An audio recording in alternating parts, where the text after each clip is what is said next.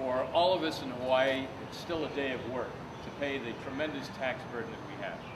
If we're talking about really helping the standard of living of all of Hawaii's people, if we're really talking about sustainability, the only way that we can be sustainable is if we reduce this tremendous tax burden, one of the highest in the United States. The governor made a good effort to try to reduce the tax burden on the poor, but we need to go further. We have to reduce the tax burden on our middle class, which is squeezed from both the top and from the bottom.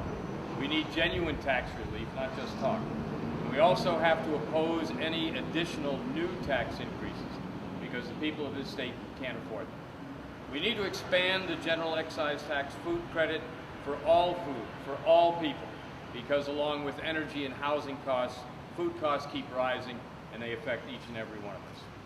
Only with tax relief and only with improving the standard of living do we give our citizens more choices and more solutions in all of the other areas. Only the Republicans for 40 years have fought for these meaningful tax reductions and will continue to do so. Aloha. Energy independence in 10 years for our utilities. This means that the utilities will use the natural resources in our islands, the wind, the wave energy, and the solar. That's available, it's clean, and it's renewable. Right now, we're the most oil-dependent state in the nation, and this must change, and we can't delay. This will create good-paying jobs for our people of Hawaii, and it will make our state a leader in the nation. We are going to create renewable energy zones where the environmental issues can be addressed together and let the different companies move ahead quickly. We'll eliminate the utilities' ability to pass on the rising cost of oil to the consumer.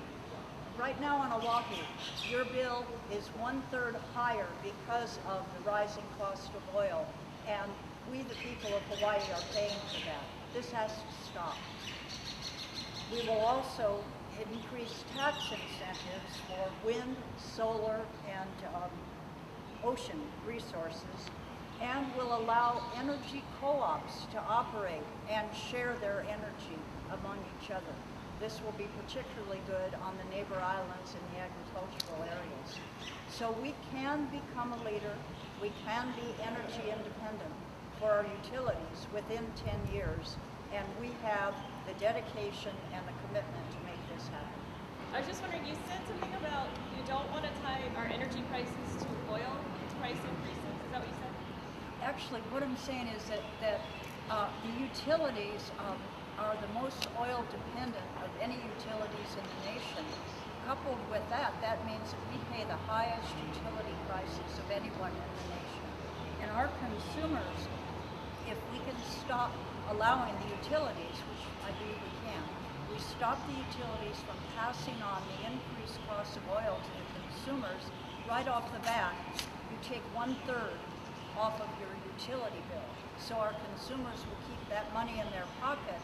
At the same time, the utilities will be propelled to go ahead and develop the renewable energy sources. That, in addition, helps with all of the other problems that we're experiencing in the world at this point from the heavy use of fossil fuel.